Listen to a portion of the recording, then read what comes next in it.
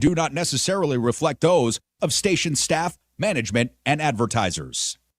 Time now for the most listened to talk show in Vegas. You think we're fighting, and I think we're finally talking. Talking with those on the right, the left, and everywhere in between. Quiet. Shut up and let me answer, okay? Answer. Pot him down, please, because this is another MAGA who doesn't understand how to have a conversation with somebody. It's Pushing the Limits with Brian Shapiro. I'm kind of a big deal. This show will make you laugh, make you cry, and it might raise Brian's blood pressure. You know what, dude? People like you, all you do is make excuses for the orange turd, and I've had it. All the smash and grabs and everything. Yeah, tell me, what race is doing that, first of all? Okay, so you want to be a racist now. Okay. Race is doing it. Seen it on the news? I don't watch Klan TV like you do, sir. Buckle up, because it's Pushing the Limits with Brian Shapiro. You're different. I like you. Now, here's Brian. What's up, everybody? What's going on? Happy Wednesday. Boy, there's a lot going on now. A lot of breaking news. Thanks for joining us. You could be watching on the Occupy Democrats Network. Of course, you could be watching on the Washington Press Network and the FMM Dow KSHP, TikTok, Twitter, Twitch, you name it, we're there. And, of course, X. I want to get right into this because coming up here in just a few minutes, we actually have the vice chair of the DNC that's going to be joining us live, Ken Martin. So I want to get to him. But I believe this is the end of Donald Trump's re-election campaign, what we just witnessed here in the last hour. If you don't know what I am talking about, he's on a stage with 3 black women in Chicago at the National Association of Black Journalists. On that stage, as we know, he's been very hostile in the past to black women. And he made some statements up there on that stage that I think could end his campaign altogether. He ain't winning in November. I just don't see it happening. Luckily, there's not enough racists in this country that are going to vote for him. He said he didn't know Kamala Harris was black until a few years ago. He made some statements being very hostile towards the journalist up there. And even he had Faulkner, who is a black journalist on Fox News, and even she was appalled by the way Donald Trump was treating some of these journalists up there on that stage. I mean, you have to go and listen to it. We'll try to play some audio for you a little bit later on because this just happened. But I got to tell you, it shows who Donald Trump is. He's very hostile towards minorities, especially female black people for whatever reason. I think the reason being he's a racist. I think this is the end of it. I think this is it. I don't think he comes back from this. The fact that he's also facing Kamala Harris, who is black, her father is from Jamaica. I don't see how he can come back from this. I really don't. I mean, what a disaster. What a disaster for Donald Trump today in Chicago. We'll get to that a little bit later. Speaking of disaster, I was at the J.D. Vance rally yesterday. I showed up a little late, and I had the opportunity, by the way, to speak to a few Klan cultists, as I like to call them. Outside this rally. Here's a guy that's wearing a Trump for Jesus shirt. And I asked him what I believe to be a very simple question, and he won't give me a simple answer. Should we have the man be the leader of the free world who has 5 kids with 3 ex-wives, who's cheated on every wife he's ever had, who's made sexual comments about his daughter? Is that Jesus-like? Would Jesus be okay with that? Trump has been protected by God. He turned his ear just at that second. Then why did the guy who died, why didn't God protect the innocent man who died that day? Why didn't God protect him? If God protected Donald Trump, why didn't he protect that innocent man who was a firefighter who died? God's ways are higher than ours. However, God had mercy on this nation. Mm-hmm. Had Trump died, we would be facing a civil war right now. God had mercy on this nation. But we must repent. We must go back to our Christian roots. We need to go back to our basics. These people are nuts. Speaking of nuts, I spoke to this rally goer wearing a shirt that says Trump won, because I knew this would be radio gold. She goes into a diatribe about how she believes Hillary Clinton and Huma Abedin not only had a sexual relationship, but chained up 8-year-old girls. Have a listen to this. There's video of them. They have a little 8-year-old girl chained to a tree out of the woods. There's video of it. I've seen it. So Hillary Clinton is responsible for an 8-year-old girl being chained up to a tree. And her face flayed off and dancing around. She is a Satanist. So Hillary did it, or who did that? Abedin. Sure did. Huma Abedin and Hillary Clinton chained up an 8-year-old girl, and they were. And they flayed her face off. There's videos of it. There's 12 police officers in New York City that saw that movie, and they came out and started shooting. So now they're dead. I didn't know that. So Huma Abedin and Hillary Clinton We're lovers. had a sexual relationship, and they're responsible for chaining up 8-year-old girls. They're not the other ones. And, do you know who Abedin's married to? I know who his former, her former, Anthony Weiner. Yeah, that's right. Right. Who went to jail. That's right. And also. And they're no longer married. Also, what does that have to do with Hillary and Huma Abedin having a relationship? You never heard about the racial cooking with Huma Abedin and Hillary and. No, I haven't heard about that. Would they cook with blood, urine, woman's breast milk and sperm? No.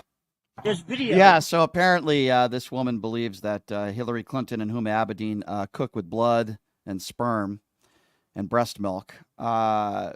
Absolutely crazy stuff. Nutty. Last clip I'll play for you before we get to our guest. This goes into the whole election denying stuff. Of course, they all think that Donald Trump won in 2020. And it was so rigged. That was so rigged. Right, but there has to be evidence to prove There it. is evidence. Then why couldn't Trump's attorneys prove it in court?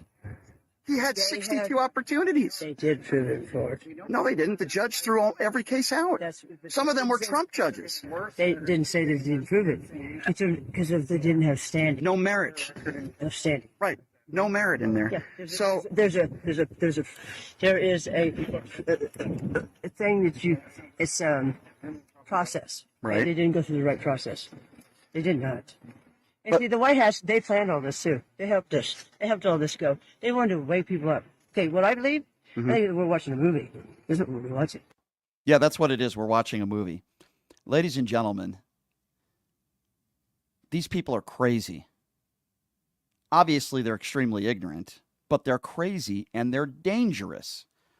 And they were selling all their paraphernalia with the hats and the shirts.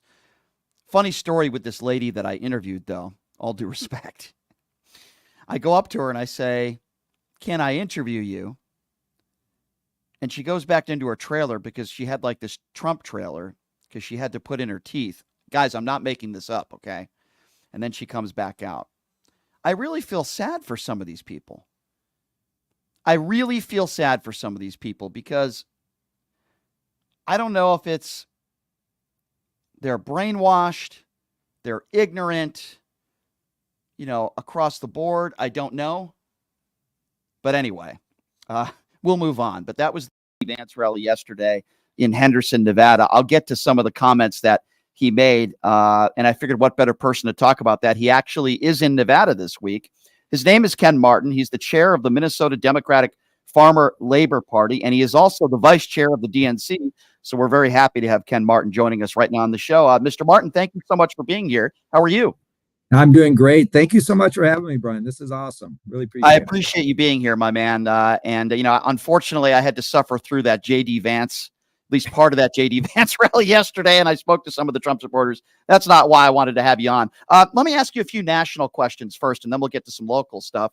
I've heard some rumors that Joe Biden might be speaking day one of the DNC convention. Can you confirm that? Can you share any of that with us?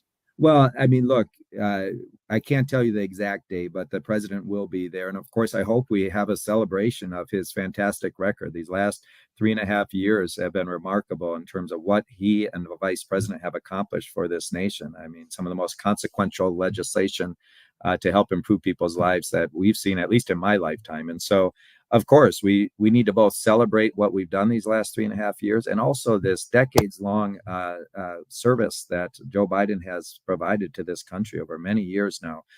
We need to celebrate that and honor him, and also the selfless act of leadership that he did just a week ago or a week and a half ago now. by passing the torch to our vice president.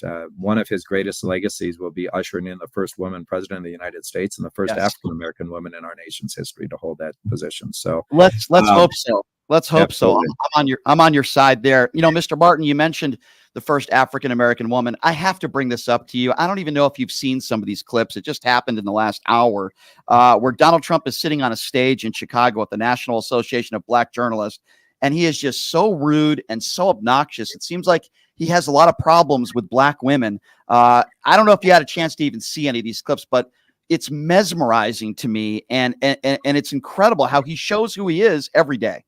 Well, it's not a surprise to any of us who've known Donald Trump for some time, right? Reality is this guy has, as Maya Angelou said famously, when people show you who they are, believe them, right? Donald Trump continues to show us who he is. It's not a surprise anymore that this guy, is a racist and a misogynist. Certainly his actions and words and his policies when he was in office would bear that out. But, I think people in this country deserve more than that type of politics, right? We need people who are going to actually recognize that one of the great strengths of this country is that we are a melting pot. We are a very diverse nation. We have lots of different perspectives and values. But someone that also remembers that there's something that used to unite us as Americans, right? Regardless of party or ideology, things like the respect for the rule of law and abiding by the Constitution and putting your oath to the country ahead of your oath to any one person or cause, right? These are values that united Americans regardless of party or ideology for 246 years, and Donald Trump has just thrown them into the dustbin of history. So, it doesn't surprise me anymore what this guy does. I hope it doesn't surprise you, but we do need to, and I hate to say this word, I don't like to use this, but we do need to traumatize voters and remind them of those 4 years of Donald Trump and just how disastrous those were, how chaotic it was. Mr. Martin, I want to ask you about that because, I'm sure we both agree. Michelle Obama is such a wonderful lady, so well educated, and I have so much respect for her, as I know you do as well. Mm-hmm. She said something in today's world, and I know what she was trying to say when she said, when they go low, we go high. Be the better person. I totally understand that message, and it's a great message. But I feel like today in 2024, you don't have to be nasty, right? You don't have to stoop to Donald Trump's level. But I feel like you have to go after him and call him out for who he is, which you just said, misogynist, racist, a 34-count felon. Is that something, without being nasty about it, is it fair for me to say you have to point that out in the DNC convention and the speakers need to point that out? Well, someone said this to me after the election in 2016. They said, the Republicans are shameless, but the Democrats are spineless. When are the Democrats going to grow a spine and actually fight back? And I think what you're seeing we can be respectful, of course, of our differences and particularly our policy differences. But when someone decides that they're going to play this gutter BS politics of going after a person's identity in the way that Donald Trump did, whether it's their gender or their race or their ethnicity or their sexual orientation or their sexual identity, the reality is at the end of the day, we have to push back. And particularly now, we know all they have right now is they're going to throw all the racism and misogyny at Vice President Harris. And my hope is that your listeners and others will call it out right away for what it is, right? And then make sure that they know we have a tendency to be the Eeyore party, right? The woe is me, the half glass full, right? Wringing our hands. We need to stiffen our spine, lift our heads, be proud to be Democrats, right? And be willing to throw a punch, right? This is unfortunately, they're going to throw everything they can at us, and we have to fight back, and we need to remind people of the existential nature of this election. Agree. If you're just joining us, he is the vice chair of the DNC, Ken Martin. We're going to get to his rural county tour here in a moment. I've heard that the vice president will be picking her running mate as vice president, hopefully in the next coming days, and she's going to be making a visit to Las Vegas, I heard, next week. When do you expect this announcement to be made? I don't know if you guys have had a time yet. Has she already made the pick? What information can you give us on that? Well, look, the vetting process is still going on. The vice president's meeting with prospective candidates over the next few days. I would imagine by the end of the weekend, early next week, that you'll see some announcement made. And of course, then the ticket hitting the tour all around the country as a ticket. And of course, as you mentioned, one of those spots will be right here in Nevada. And Right. so, look, there's lots of great candidates being considered right now. She has a wonderful choice in front of her, because none of the names that I've heard mentioned would be a bad choice.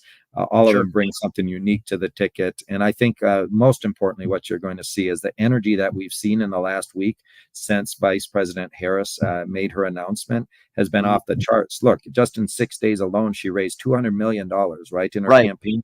And 66% of those donations were from new people who had not given to the campaign. Over 170,000 volunteers have signed up around the nation just in the last week alone. And here in Nevada, 1,000 people on the doors last weekend, right? And talking to voters. And the energy we've seen since President Biden made that selfless decision to pass the torch has been off the charts. And it was a shot in the arm we needed to give people a sense of hope that we can still win this election. But let me caution every one of your listeners. We have 96 days until this election, 97 days if you count election day, as I do, because as Democrats, we work all the way through until the polls close, right? But the reality is we have just a short time left. It's going to be close. The dynamics before the race, before Biden dropped out, are the same dynamics now.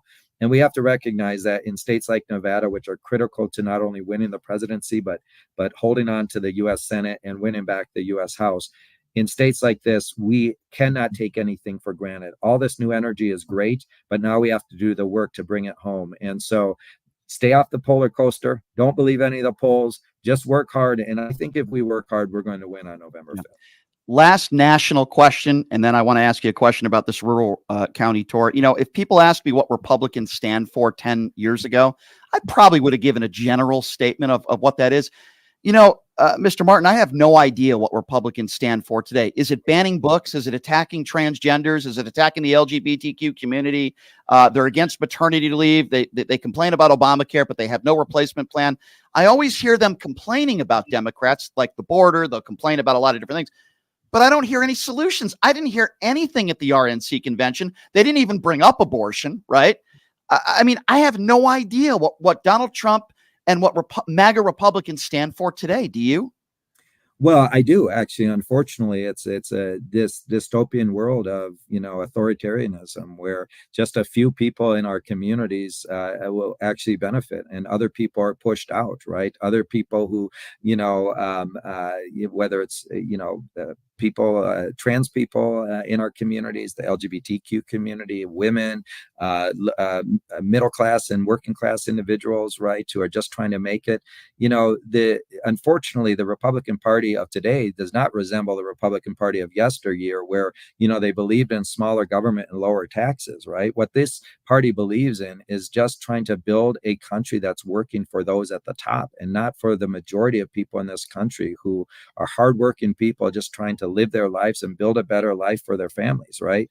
And so you listed off a number of these issues that the Republicans are talking about right now. They're all very extreme positions, and Donald Trump doubled down on this MAGA extremism when he picked J.D. Vance as his running mate, right? And so I just think it's a very clear contrast between what the Democrats are fighting for and the Republicans are fighting for. And as you mentioned, the Republicans have no solutions or no ideas in terms of policy prescriptions. All they do is rail against the machine, and when they get in power, right, it's like the dog that caught the car. They don't know what the hell to do with the power they had. Think about those 4 years of Donald Trump. What did he actually do to help us pass an infrastructure bill, right? What did he actually do to help us pass a comprehensive immigration policy that helped with the border? What did he actually do to help build an economy that was working for everyone, not just those at the top? What did he do on any one single issue? And the reality is nothing. So I think we have to remind folks of those 4 years, and then we have to give people a sense of what we're going to do to improve people's lives. Yeah, what did he do? I think he divided the country tremendously, and a lot of people don't have faith in our justice system, in our elections, and a lot of that is due to Donald Trump. Last question for you, Mr. Martin, and we really do appreciate your time. I know you're in Vegas this week doing a rural county tour. You're going to be spending time with people here in the state of Nevada. Tell me a little bit about this and how it's going. Yeah, well, I'm in Reno right now, and we've already hit a number of these counties. We are on a 17 county tour, along with Chairwoman Monroe Moreno, Danielle, who's doing an awesome job as the state party chair. The idea that for us is that there are Democrats all throughout this state, right? And everyone goes up to Reno and Washoe or down into Clark, sometime into Carson. But there are 17 counties. All of them deserve attention. And there's Democrats who need, and not just Democrats, but independent voters, nonpartisan voters who actually need to know that the Democratic Party is fighting for them. So showing up and having conversations with them about, what their concerns are, what their hopes and dreams and aspirations for the future are, it really matters, right? And look, I believe as a vice chair of the DNC, we have to do a better job of making sure we're fighting for everyone wherever they are, right? Whatever their zip code they live in, rural areas, urban areas, suburban areas, it doesn't matter. We have to give people a sense that our party is building nationally and that we haven't forgotten about them. There's too many people who live in some of these rural communities who feel forgotten, left behind, dispossessed, feel like no one gives a crap about their lives, right? Well, the Democratic Party does, and we need to be there and be present. So kudos to the chairwoman here in the Nevada Dems for actually putting this tour together. I'm happy to be along. Yeah, sounds great. And hopefully I'll be able to meet you and when Kamala Harris and whoever she picks as her vice president is here in Las Vegas. But I appreciate your time, sir. We'd love to have you on again down the road and enjoy the rest of your tour here in this great state of Nevada. We appreciate you. Thank you so much. Thank you so much for having me. Take care. Appreciate that. Take care. That's Ken Martin, everybody. He is the vice chair of the DNC. Pretty powerful position. And I agree with everything he said. And I'm glad he's here. I'm glad he's taking this.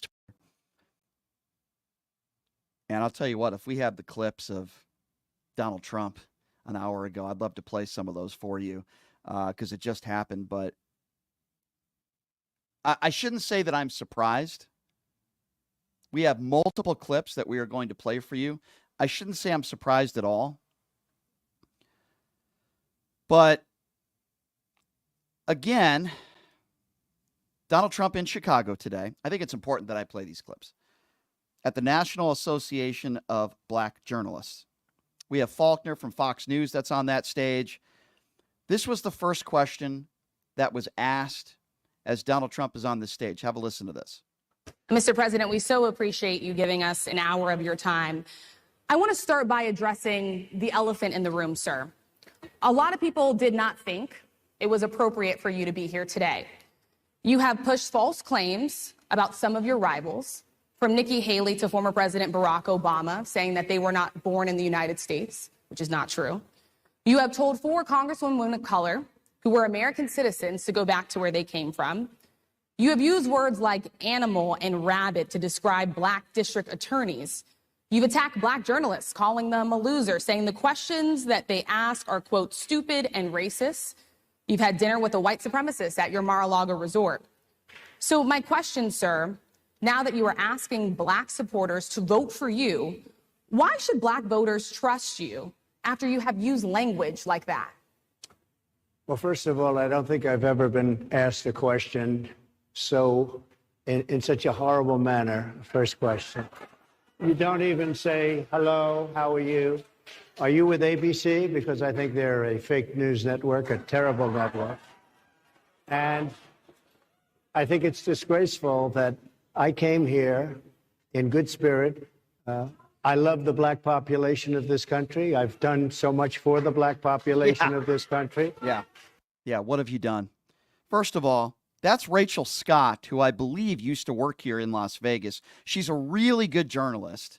It's not her job to play nice. Hello, how are you? Thank you so much for being here. You look fit. You look great. That's not the job of a journalist. The job of a journalist is to ask questions to our politicians and to ask pressing questions. And everything Rachel Scott asked in that question was 150% accurate. Notice how Donald Trump didn't address it. He just started attacking again, like he does to black women every single day, it seems like. He had dinner with a white supremacist. He's called black journalists animals.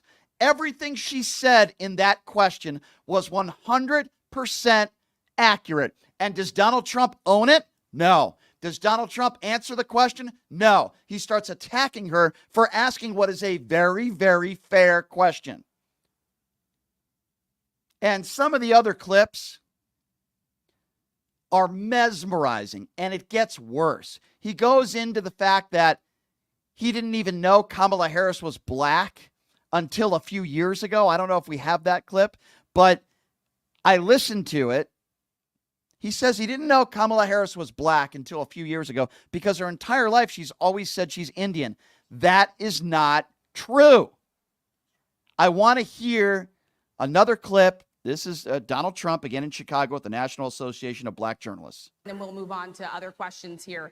Some of your own supporters, including Republicans on Capitol Hill, have labeled Vice President Kamala Harris, who is the first Black and Asian American woman to serve as vice president and be on a major party ticket, as a DEI hire.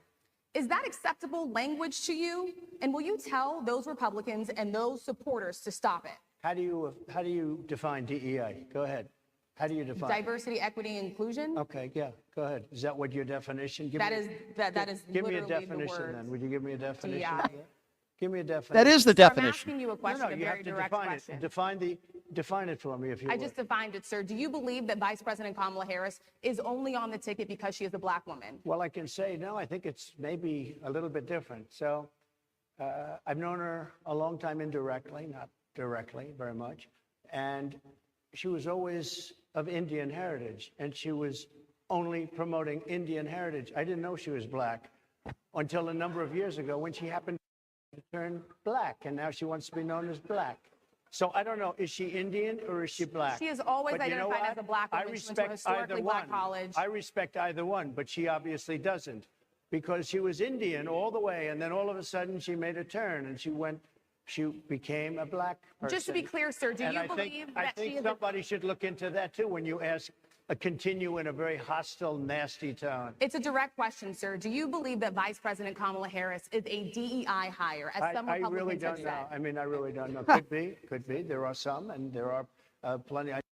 I don't know. There could be. Folks, do we realize how despicable those statements are by Donald Trump? She doesn't respect being black.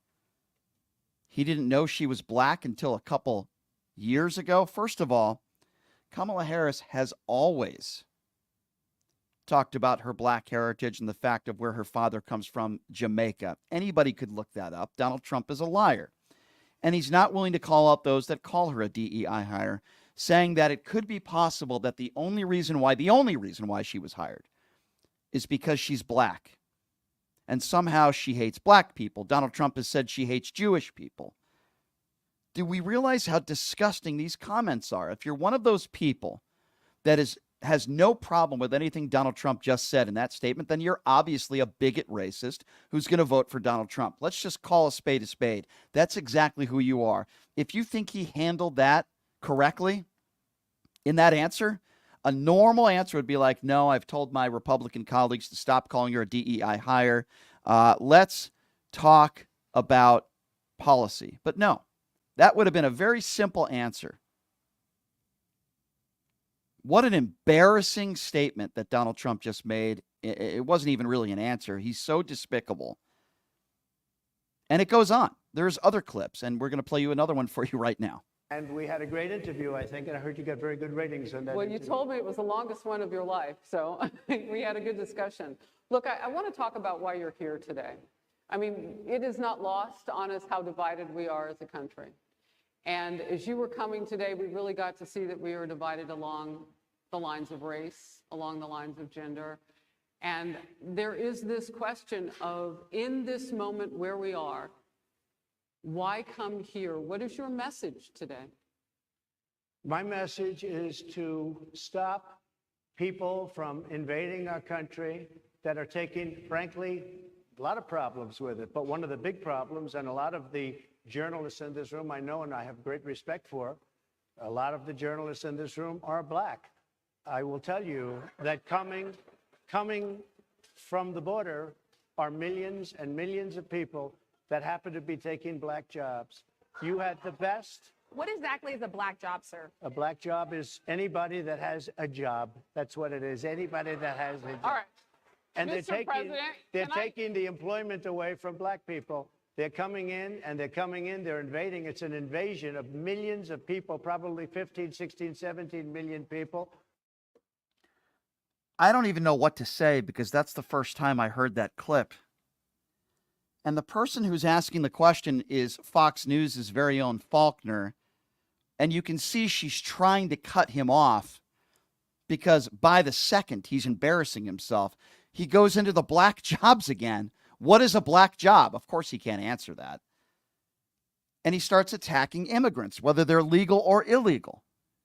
The man can't control himself, and I actually think he's getting worse in showing his racism and his bigotry.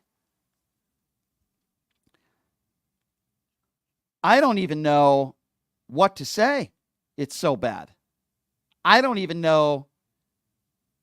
I mean, I'm not surprised. I'm not going to sit here and say that I'm surprised because we all know who Donald Trump is. At least most of us do, unless you're a stupid bigot. How could you vote for somebody like that? No matter how much you might disagree with the policies of Democrats.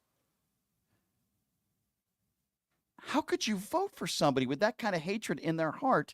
And then it goes on with Faulkner.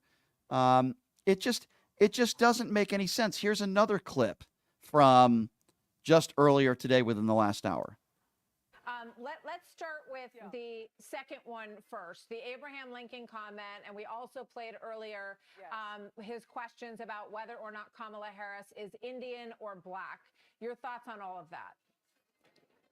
All right, let's start with the order that you gave me. You know, just in terms of the former president answering questions, Martha, you and I have both interviewed him. It's an interesting journey that you go on, but you've got to keep pressing. And there was a little bit of contention on the dais about whether or not he could hear, and when he could hear, would he answer the question? I do feel like when it comes to the issues that he was talking about, what the question was that I had asked him was, with black communities feeling the pressure of high pricing now, what policy do you have that's going to go toward them particularly? You're here, you've come here. What's your message for black people who are young and in the audience and feeling this economy? So you heard a little bit of that in his first answer in that. No, you didn't. Cut her off. She is just such an embarrassment. First of all, that's Faulkner with Fox News. She calls his comments an interesting journey because she knows she works for Fox News and she can't blast him. Any reasonable human being that has a backbone, and clearly Faulkner does not because she's with Fox News and you can't trash Trump, would not call that an interesting journey.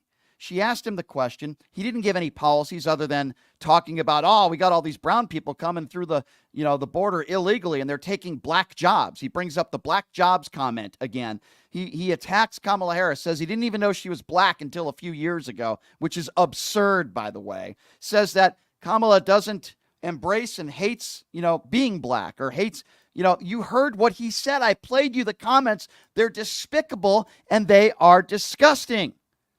They are disgusting. Here's Donald Trump.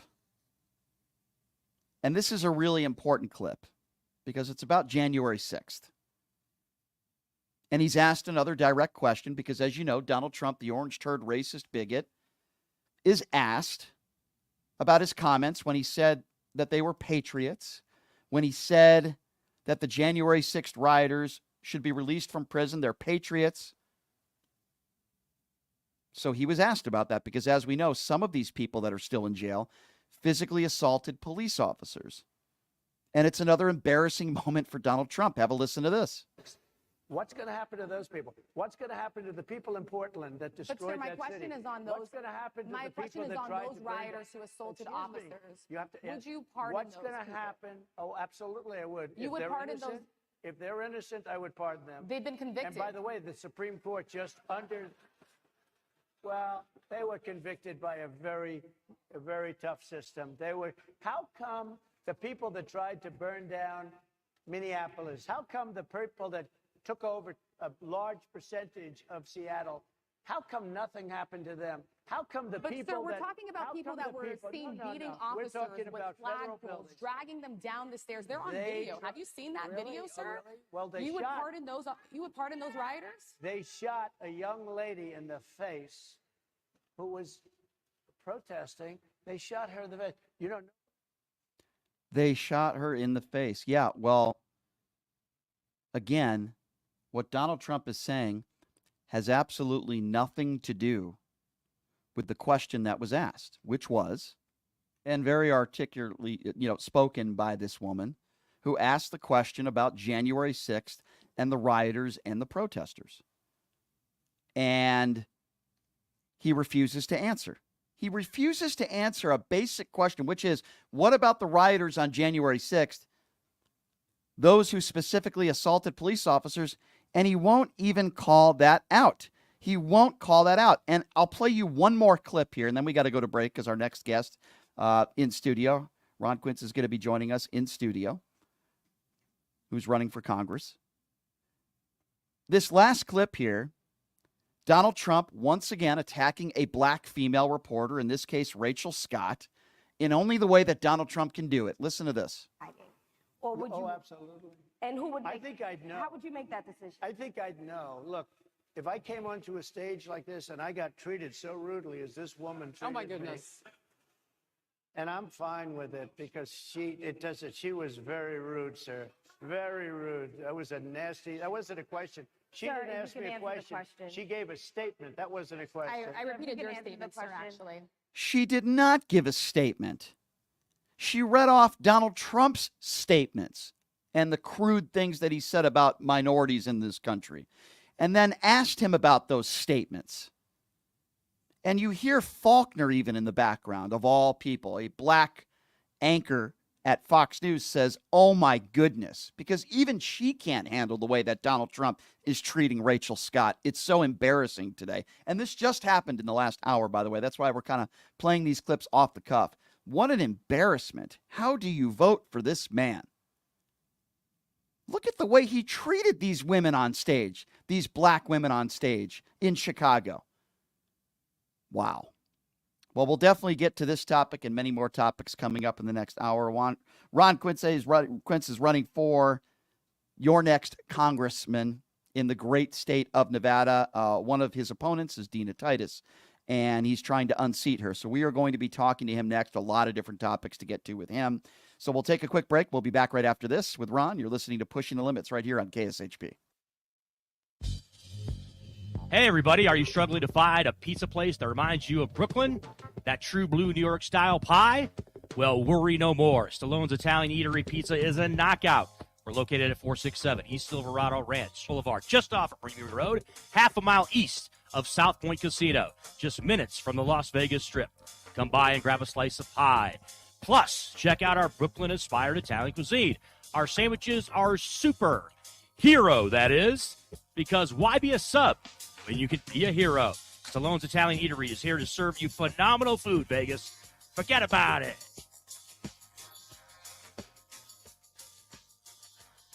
Have you ever dreamed of having your own radio show or a podcast, but just didn't think it was possible? Well, dreams can come true. Radio U. Radio U is a 5-day course that'll teach you how to acquire your dream show. We'll teach you how to host, how to write commercial, how to interview, how to market, how to write a contract, and most importantly, how to monetize your dream radio show. You'll learn from some of the best in the business with over 75 years in broadcast experience. You'll learn from people like me. And the best part? Every single student will be live on the radio as part of the class. Plus, one student from each class will get their very own radio show. You'll be live on the air right here in Las Vegas. Radio U. The 5-day course is being offered at $699. For more information, give Radio U a call. 702-763-5024. That's 702-763-5024. Or check them out at RadioYOU101.com. Who would have thought there'd be so many kids playing ice hockey in the desert? Jake Helps Hockey Foundation and the Las Vegas Ice Warriors, founded by Gina Yusufzai 8 years ago, made it possible for families who can't afford the equipment and food. Donate today at www.jkhelps.org. www.hockeyforkids.org and help us continue making a difference. Join us in supporting Jake Helps Hockey Foundation and the Las Vegas Ice Warriors, where every kid gets a shot at the starting line. Just a reminder, our website is www.hockeyforkids.org. Tired of the same old date night? Craving a deeper connection with your partner? O-Box is your escape into a world of romance and passion. Each month, discover a box filled with personalized surprises, exciting activities, and a love story written just for the two of you. Ignite desire, share laughter, and make memories that last a lifetime. Your O-Box journey accumulates into a beautiful love novel. Ready to write the first thrilling chapter? Let the O-Box adventure begin. Visit our website, obox.com. That's OBOXXX.com and get started. Workers have been hit hard over the past few years. From the pandemic to inflation, it has often felt like we can't get ahead. Too many of us are struggling to afford rent, food, and other basic necessities. We need leaders who know that our country depends on us, the workers. If we succeed, everyone else succeeds. Our choice is clear this November. We must elect leaders who support our crucial role in this country, and that is not Donald Trump. Paid for by Battleborn Progress. Hello, I'm Ron Quince, and I'm running for Congress as a nonpartisan candidate in District 1. I'm dedicated to serving our entire community. In this challenging time, it's more important than ever to have leaders who focus on unity and progress. I believe in putting people over politics and finding practical solutions that benefit us all. Never stop believing in America, no matter our troubles and turmoil. We can and we will do better. We must be brave. Stop voting for those politicians who care about their career and gaining power but don't improve our lives. I believe in America and I believe in you. You need a candidate who believes in policy over party because you deserve better. In Nevada, every voice matters. I humbly ask for your vote this coming election, November 5th. To learn how we can create a better America, please visit quincefornevada.com. Paid for by Ron Quince for Congress.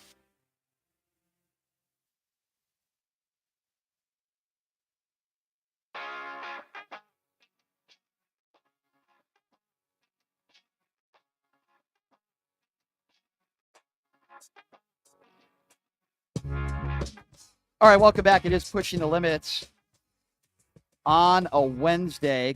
Programming note, we're going to have a reporter from Turning Point coming on the show tomorrow. Oh, boy, that's going to be interesting.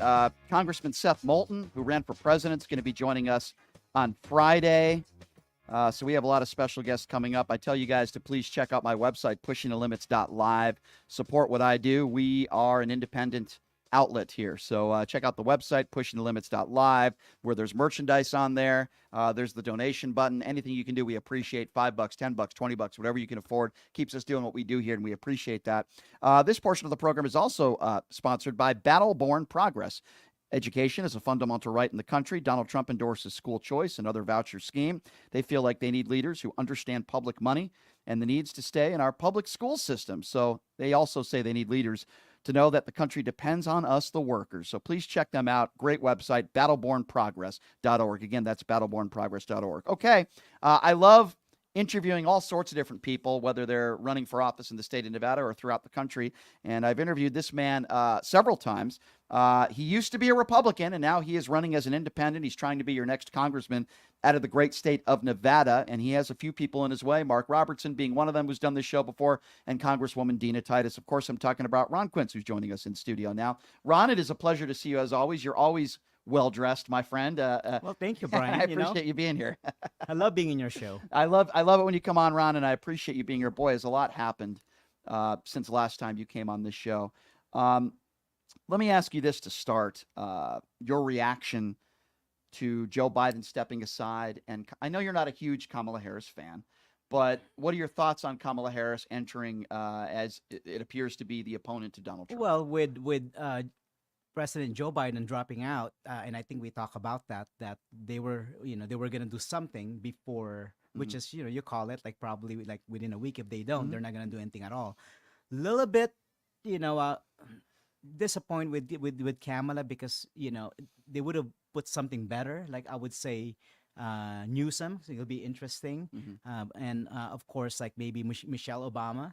But I believe that if Harris been there and she knows how the way that things works, then probably the only thing she needs to do is just, if she gets elected, then continue whatever that administration is trying to do. I will say this, Ron, and you can tell me whether you agree. I think the last couple of weeks she's done a pretty good job. She had a great rally yesterday. A lot of people are showing up. I think she's saying and doing all the right things. I want to go back to the attempted assassination of Donald Trump, because Okay. we haven't really talked about that. Oh yeah, absolutely. So obviously, I'm sure you would agree with me. I've seen it. Yeah. It's a terrible thing that happened. An innocent man died. A couple other people were shot. And Trump's a very lucky man, right? And I feel like, Ron, he had an opportunity to really bring the country together. And we heard for several days, he's a different man. He's a changed man. And I said, all you guys are full of crap. This guy's the same guy. He's not changing. He's in his late 70s. But I thought it would last at least a week, and it didn't. RNC speech. He had, in my opinion, a tremendous opportunity. For 5 minutes, he spoke about the shooting. Everybody was quiet. And then he started to be the same Donald Trump. He calls Nancy Pelosi names. He brings up Joe Biden. He attacks Democrats. Again, he had an opportunity, and I feel like he blew it. How do you feel? Well, the way, like what I told you before, the problem that's going on right now is this is a different type of politics that we're doing right now. A lot of hate, a lot of bashing, from Republican Party and the Democratic Party, and people are getting sick of it. And hopefully, Kamala doesn't do the same thing. I don't feel like she is. Yeah. Because right now it's just like they're just bickering back and forth, and the American people, even especially in the state of Nevada, are just tired of it. They want someone to step up and give a solution rather than just like talking about which one's popular and which one's not, which one's sitting in the cool people's table and which one is not. Yeah. So we need to unite as a country and pick the right candidate that actually that can really move this country forward. Have you decided yet? Right now I don't. I want to look at the vice president. Like a lot of people told me that if you don't like any of the president that's actually running, then look at the vice president. What do you because at the end think of of? the day, Oh, that's fair. What do you think of J.D. Vance? Before we get to Kamala, what do you think of J.D. Vance talking about if you don't have kids, possibly you should be taxed more and your voice shouldn't be heard as loud? What do you make of J.D. Vance's comments about women and the weird cat lady comments he made? I mean, he said a lot of weird things. well, with J.D. Vance, when he wasn't as a candidate, he was not a running mate. He was talking bad about Donald Trump himself. Compared him to Adolf Hitler, Ron. Adolf Hitler. So I kind of like, and that's one of the things that you're gonna see me different from different politicians. Right. I am not gonna be a hypocrite. I'm gonna Right. tell you in your face that you know what, you suck or you don't. I trust you or I don't.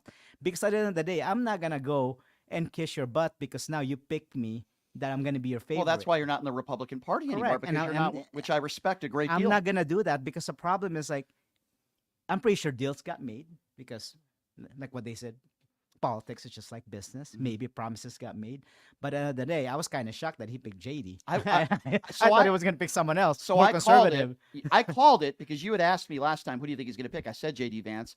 I agree with everything you said. I think this is a terrible decision. Terrible. First of all, you're not going outside the MAGA base. It'll appease the base, but this guy's dry. He's boring. And you said something interesting to me. Go ahead. Reminds me of Palin. Sarah Palin. Yeah, right. Yeah, Sarah Palin. He can see Alaska from his house. Yeah. You're right. And I put up a joke, and I said, I think he's going to cost John McCain the election. But going back to, you're right. I just think it was a terrible pick on his part. I believe you said something interesting to me off the air, and this is sad, but I think this is why you made the right decision, and now you're running as an independent to be the next congressman out of Nevada, in that you're not welcome at a J.D. Vance event, which took place yesterday. I said, I'm probably not welcome either, but I'm a member of the media. Isn't that sad that you've spent your whole life as a registered Republican? You're a successful businessman. You do a lot of wonderful things for the community. You're a good family man. You're a good father and husband.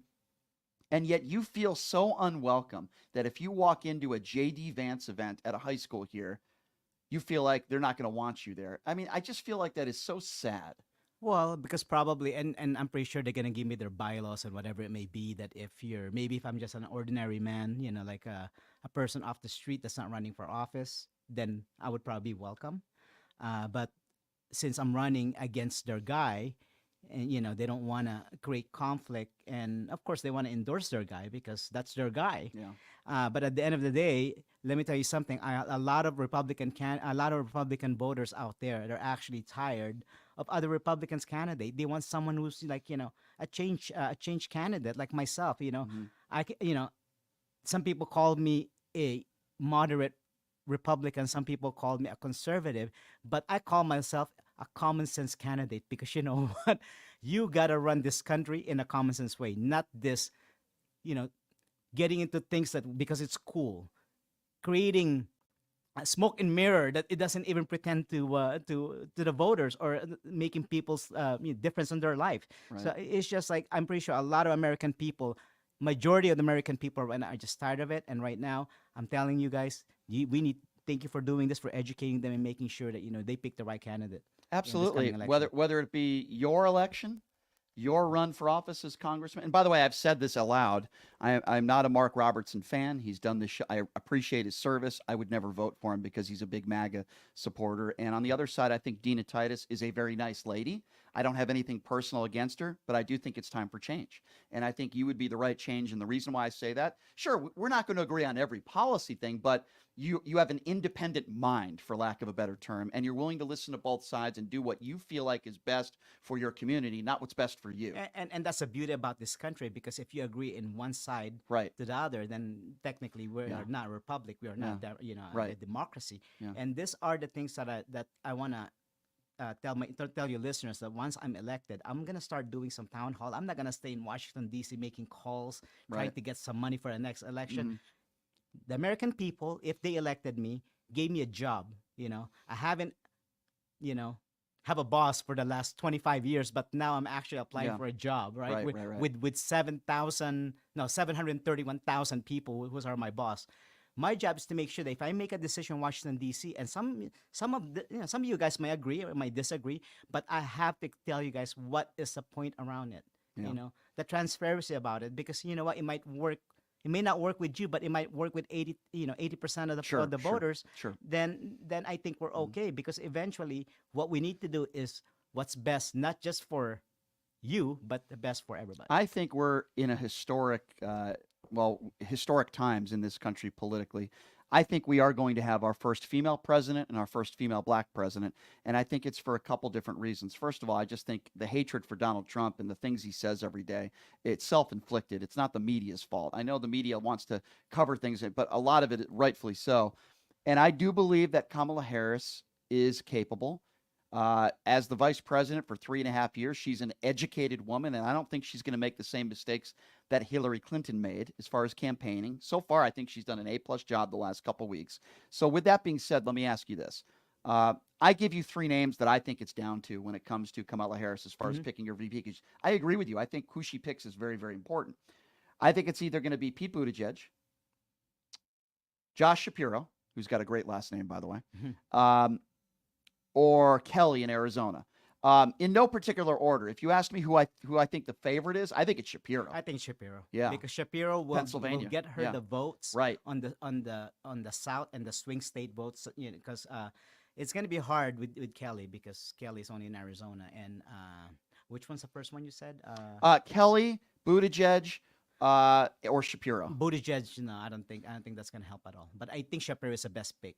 And I think if she picks Shapiro, then a lot of people are going to come out and vote. Because they may not like Joe Biden, and some people might think that, hey, you know what, maybe Kamala is the Joe Biden Jr. version of the administration. But with having Shapiro in there, probably people will come out and they will gain some votes with that, especially in battleground state. Ron, I want to get your reaction to this because we're in real time here. We're a live radio show. I just got a text message from the Trump campaign staff. Okay. So I played you some audio from some of his statements in Chicago at the National Association of Black Journalists. He just embarrassed himself, and you can go and listen. So this is the message I just got, and I've never gotten a message. They know they're in trouble now. Good afternoon, Brian. And I'm reading this verbatim, by the way. After President Trump had his interview this afternoon at the NABJ, I wanted to offer Trump-Vance campaign surrogates to respond to the interview. Please let me know at your earliest convenience if you have any availability in your show. I have always reached out to them for surrogates. Maybe we should get them in a call. Yeah, right? They have never reached out to me. You know what that tells me? They're in desperate mode. They're in cleanup mode, and they need their surrogates to give excuses for Trump attacking 3 black women on a stage today, because that's what he did. And the problem about that is, like, I don't know what Trump is doing. Sometimes it's good, sometimes it's He not. said he didn't know Kamala Harris was black until a couple years ago. It's not Kamala. Kamala Harris. Yeah, that's the way. That's Yeah, the way yeah. he calls her. And you know what? The thing about it, with all these things going on, I'm very excited with Kamala Harris running for president, because that's going to be a first black president candidate in this country. First And female if she black became president. one, yeah. she'll be the first female president of this country, and black. And that's actually, my campaign's very excited, because once I'm elected, I'll be the first Filipino American independent naturalized citizen that's coming out of Nevada. So this is very good. It's very historic. good for us. It's very historic. So- and I'm encouraging people, come out and vote. Be part of this history. But Ron, I know that, listen, for most of your life, you've been a Republican. So I would imagine you don't always agree with some of her policies or the policies of the Biden administration. I understand that. You're a lifelong Republican. With that being said, are you willing to put some of those differences aside and say, you know what, I'm not going to vote for Donald Trump. I can, and I don't know if that's your opinion, whether you will or not, but are you willing to put that aside and say, you know what, I'm willing to vote for Harris because of blah, blah, blah, blah, blah. I will tell you, this is what I would do, and this is what I'm gonna do. I'm gonna weigh which one that Trump and Vance is doing, whatever their policies are. Right, Because right. I would probably say, like, half of their policies they stole from me. Okay. I'm gonna look at Harris's track record, because technically we didn't really know her that much when she was a vice president. We just know her technically just being there, and of course being in California. So I'm gonna wait it out, and then hopefully when Shapiro gets called in to become a vice president for running mate for Kamala, I'm gonna take a look at him too, because he is a very good politician. He's like.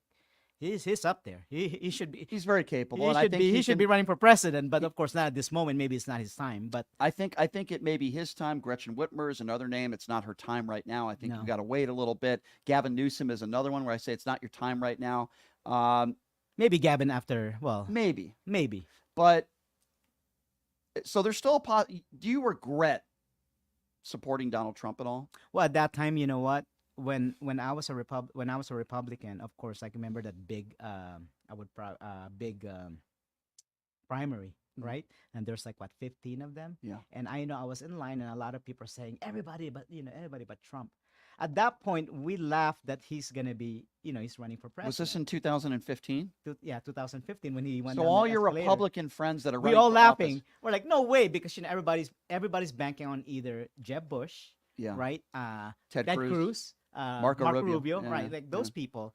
And then suddenly, I feel like that was the whole country. Yeah. Yeah. Suddenly, for some reason, this movement came out.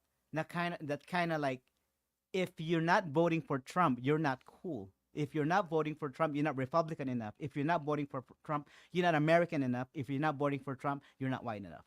And I think that created some wave that people actually voted for him, because I was there looking at the election result in 2016. I was at South Point, and we were just like, oh my God, he's actually winning. A lot of and people nobody really thought about it, because at that point all the Republicans are like getting drunk, because they're like, he's not gonna win, might as well get some drinks out of this.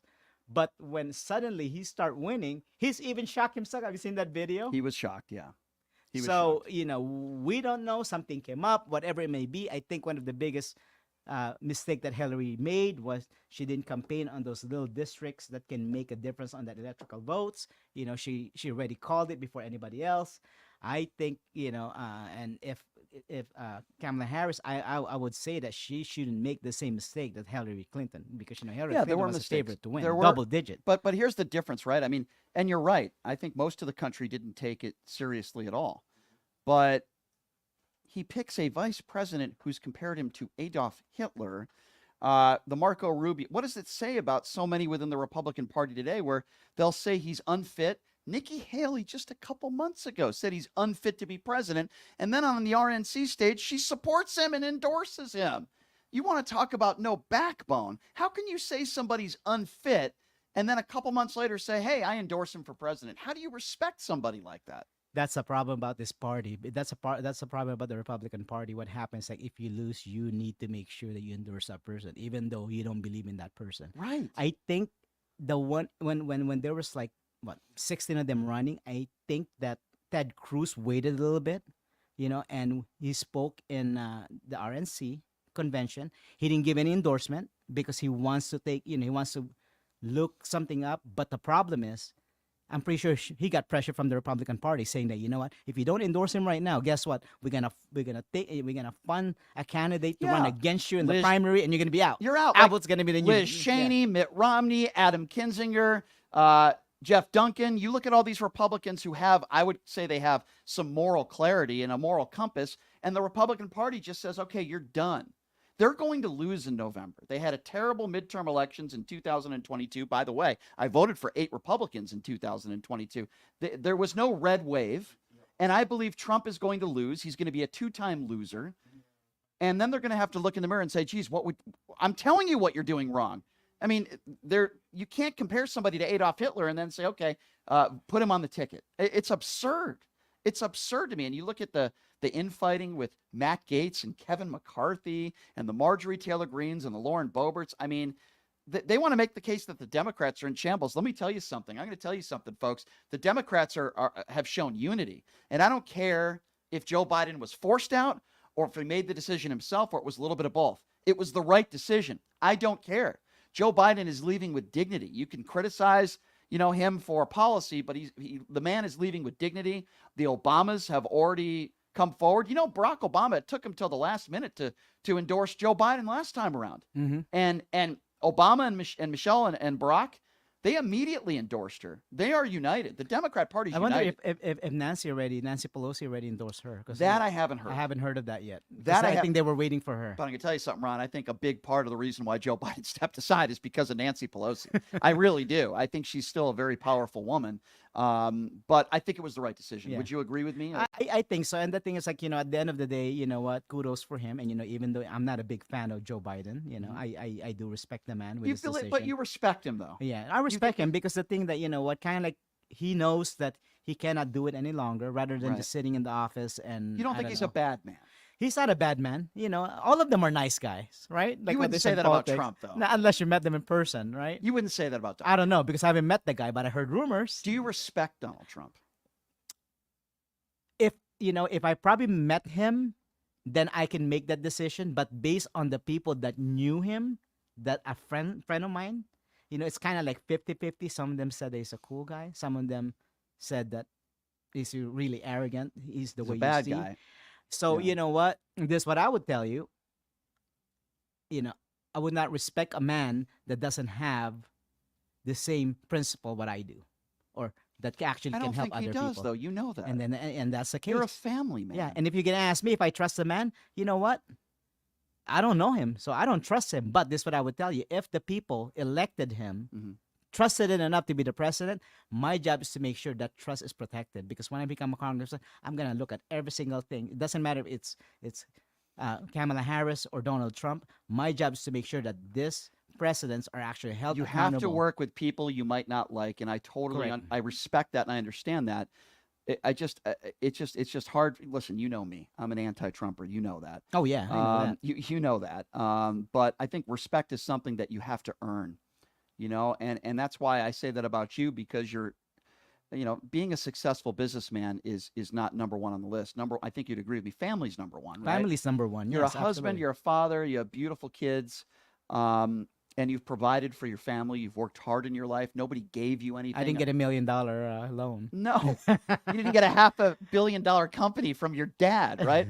But people, and your story, because you talked a little bit about this last time, which I didn't know about you, where you worked at a fast food restaurant, right? You become the manager of a fast food restaurant, and you make enough money to save it up to get a quality education. Yeah. I just feel like that's the American dream, right? You worked hard at a fast food chain. And to me anyway, you're the opposite of a Donald Trump. Oh yeah, we know that. You're the opposite. You're a family man. You're respected by the community. You've done a lot of great things to help the community. You've worked hard your whole life. Nobody gave you anything. You come in here as an immigrant and you make something of yourself. And I just feel like you're the opposite. And I think there are a lot of good, and I know you're not a Republican anymore, but there are a lot of people like you that are Republicans. Oh, yeah, absolutely. That are willing to speak out on Donald Trump. I just wish there were more, but I'm going to tell you something. If they're not willing to speak out publicly, they are not going to that voter booth and they are not going to vote for Trump. And that's the problem that's going on right now, because back then when, of course, Obama and with Cheney and Rand Paul and all those things going on. Remember the Tea Party back in the days? Sure. The Republican Party was so they're not united. They're just falling apart. Everybody's in the other side. Everybody's creating their own little parties. But the problem now is they're trying to sell the unity part, that as a Republican, we need to unite together, because you know what? Democrat is this bad, evil wolf that's just gonna turn this country to be a communist. So one of the things that I learned a lot when I was in the Republican Party, and now being a nonpartisan, it's the messaging that they gave you at the Republican Party. It's kind of like, if you said the Democratic Party is brainwashing them, guess what? It's the same. It's the same with the Republican Party. They're trying to brainwash the voters to vote for Donald Trump because it's this and this Scare and that. tactics. And I'm pretty sure it's the same thing with I don't think you really think Kamala. You think the far left is trying to brainwash people? I don't know if I agree with that. Well, I don't know, but the thing is, like, of course, just the messaging and stuff like that. I know a lot of people on the abortion are saying, issue. I don't know if it's I don't know if it's a scare tactic, but listen, there are 20 states in this country where some levels of abortion are illegal. There's a lot of women in this country that are worried. I think that's very fair for Democrats to bring that up. I mean, that's a big issue. oh yeah, and especially they're 45% of the votes. Right. So mathematically, but like what I said before, abortion is it's a big thing, and wasn't mentioned once in the RNC convention. And that's not once. And what they said also when I went to that convention, when I was giving out a lot of money to the Republican Party, and I went to Memphis. You're not doing that anymore. No. They're actually talking about that. Why said nobody talk about abortion in the last election? You know why? Because they're told not to. Because they know it's a losing cause for Republicans. And the reason why Roe versus Wade was overturned is because of Donald Trump. I know the Supreme Court justices that are conservative voted to overturn Roe versus Wade, but it was Donald Trump that put them in the place to do it. And then when he's asked about it, he says, well, we're just leaving it up to the states. Not true. They're leaving it up sometimes to conservative Supreme Courts in the states like Arizona and Alabama. But here's what I want to do, Ron. By the way, if you want to learn more about Ron, quince4nevada.com. That's QUINCE spelled for Nevada.com if you want to learn more about Ron. Ron's going to be sticking around. He's nice enough to be sticking around. And we want to take some phone calls. Reaction to anything that Ron has said. He used to be within the Republican Party. He's now running as an independent for Congress. And, of course, what took place at the Chicago National Association of Black Journalists is going to be talking about all day today, all day tomorrow. And I just got a text message from the Trump campaign saying they want a surrogate to come on my show, which is something they've never done before, which leads me to believe they are spinning, Ron. They are spinning. And you know what? I'm going to allow them to come on. Oh, but absolutely. I'm going to give it to him because his comments were despicable. All right, here's what we're going to do. 702-221-7283. Your chance to talk to Ron, who could be your next congressman coming out of the great state of Nevada. I support Ron over Dina Titus, even though I like Dina Titus. I think we need change, and I think Ron is the change we need. Number that call again, 702-221-7283. We're used to getting calls all over the country. I don't think that's going to change now. Give us a call right now. Phone lines are open. We'll be back right after this. You're listening to Pushing the Limits right here on KSHP. Hello, I'm Ron Quince, and I'm running for Congress as a nonpartisan candidate in District 1. I'm dedicated to serving our entire community. In this challenging time, it's more important than ever to have leaders who focus on unity and progress. I believe in putting people over politics and finding practical solutions that benefit us all. Never stop believing in America, no matter our troubles and turmoil. We can and we will do better. We must be brave. Stop voting for those politicians who care about their career and gaining power but don't improve our lives. I believe in America and I believe in you. You need a candidate who believes in policy over party because you deserve better. In Nevada, every voice matters. I humbly ask for your vote this coming election, November 5th. To learn how we can create a better America, please visit quincefornevada.com. Paid for by Ron Quince for Congress. Education is a fundamental right in the United States. Too many politicians, including Donald Trump, want to give voters a false sense of choice by promoting school choice. This is just another voucher scheme that will divert public money and send it to private schools. By diverting that money, we are hurting our children's education.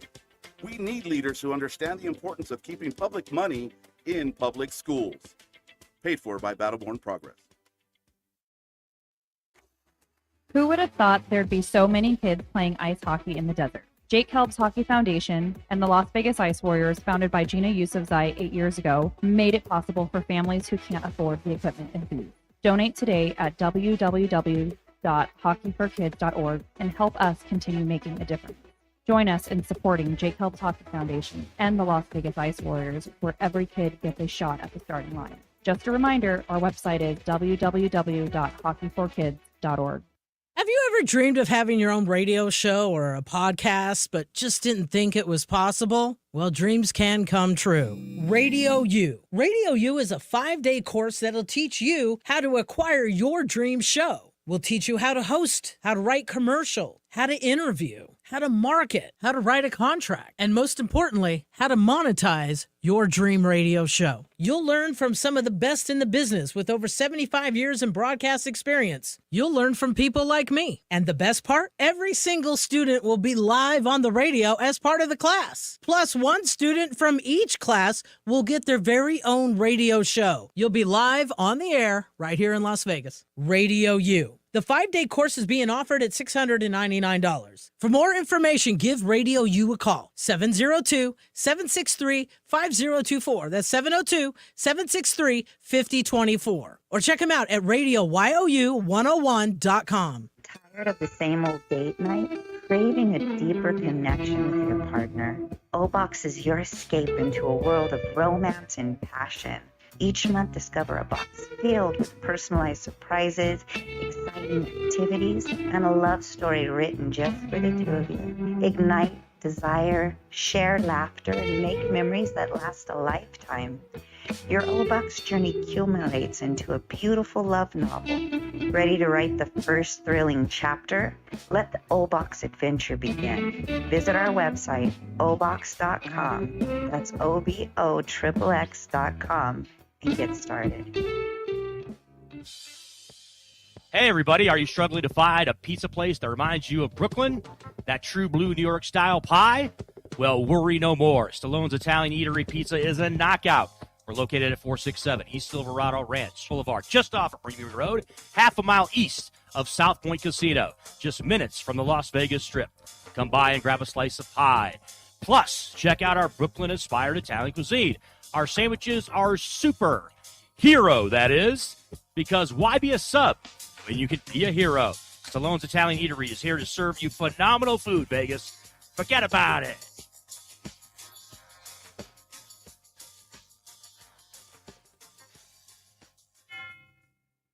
Hello, I'm Ron Quince, and I'm running for Congress as a nonpartisan candidate in District 1. I'm dedicated to serving our entire community. In this challenging time, it's more important than ever to have leaders who focus on unity and progress. I believe in putting people over politics and finding practical solutions that benefit us all. Never stop believing in America, no matter our troubles and turmoil. We can and we will do better. We must be brave. Stop voting for those politicians who care about their career and gaining power but don't improve our lives. I believe in America and I believe in you. You need a candidate who believes in policy over party because you deserve better. In Nevada, every voice matters. I humbly ask for your vote this coming election, November 5th. To learn how we can create a better America, please visit quincefornevada.com. Paid for by Ron Quince for Congress.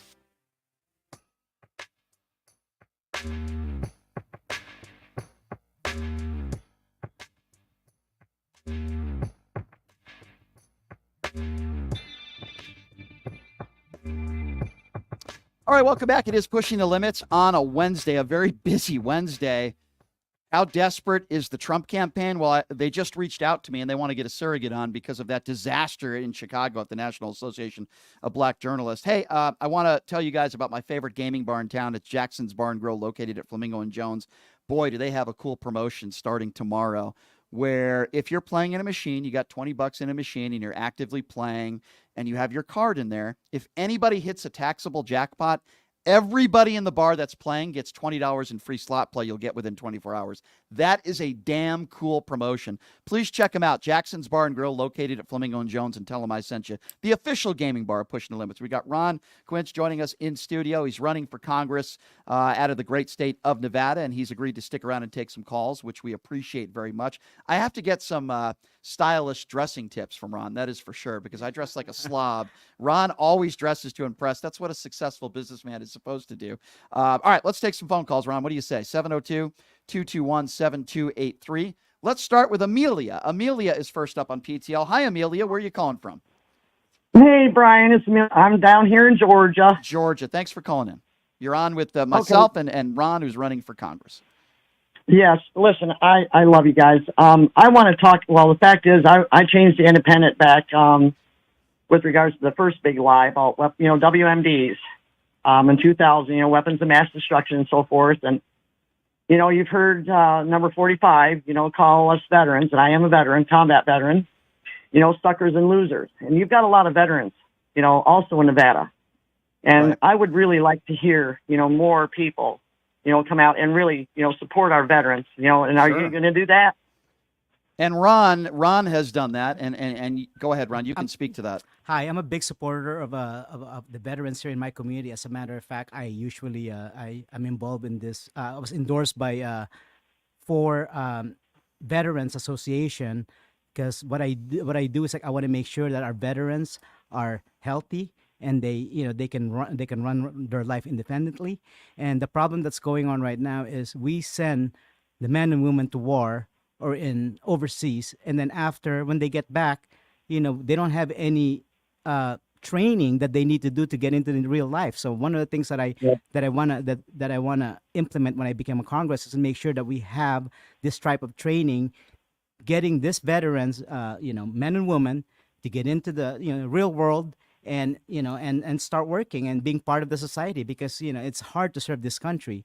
I wish I could have served this country when I was young, but at that point I decided to go to college instead. And actually, they even come back to me. Nothing wrong with that. The Navy came back to me after I graduated college, and they wanna recruit me. I think I passed some kind of some test that they want me to become. You've done it the right way, but I want to add something real quickly, and I want to remind everybody that it was Donald Trump who said he didn't respect John McCain because he was captured. It was Donald Trump who called them suckers and losers. And if people want to deny it, I had a Trump surrogate on. I knew 15 people in that room. He didn't say it. Yeah, I'm sure General Milley just is lying for the sake of lying. It's nonsense. We know that he didn't go to Arlington Cemetery for an event because it was raining. He decided not to show up and honor our veterans. This is a man who dodged the military himself with his fake bone spurs. And I don't know how any member of service to this country, past or present, could vote for this man. I don't understand it, Amelia. I don't either, but I appreciate y'all. I really do. Thank you so much. Appreciate you as well, Amelia. Thank you so much. Number to call if you want to be a part of the conversation, 702-221-7283. We do have a few phone lines open, 702-221-7283. We're also talking about Trump's disaster this afternoon in Chicago at the National Association of Black Journalists. Let's go to Nelson. Hi, Nelson. Thanks for calling in. You're on with Ron Quince. Thank you for calling in. Where are you calling from? I'm calling from the East Coast, Massachusetts, so I have no stake in this contest. Okay. Understood. Want to wish Ron Q good luck in the race. Well, thank you, buddy. I appreciate that. You definitely had the wisdom to see the light and disenroll yourself from that dysfunctional party of the Republican Party. I call them the Republic Can't Party because they can't govern. They can't govern. They're allergic to governing. We've seen it with COVID-19. And like you, I like being unenrolled because when I look across the country, there's independents are growing in numbers. People are disenrolling from parties, and then they're going back to the middle. Mm-hmm. But what we're seeing now, for some time now, the Republican Party, if they lose this election, it will be almost 10 years since they've seen the White House, but it will mark the 10-year anniversary in 2026 since they embraced that lunatic who came down from the escalator. And then, they're going to have to ask themselves, what has he given us? Yeah. It's been loss after loss. Yeah. Kentucky You know, they elected a Democratic governor. They're losing races. Yeah. A disastrous midterm election. And on the other side of things, though, I want to just ask you, what did you make, and I'll ask Ron this too, what did you make of Kamala's appearance and speech and that arena that was packed yesterday? And it seemed to be positive vibes. You know, here's how we move forward. We're not going to move back. Yeah, they're calling Republicans weird, which I think is kind of funny. I've been a part of that as well. But Ron, I don't think you're weird. But Ron's not a Republican anymore. But no, in all seriousness, the entire arena packed, the energy and the positivity, right? And that's what I was telling people when I was part of the Republican Party. Why don't we have events like that? Energizing the people in the party, you know, make them feel great that they're part of this party.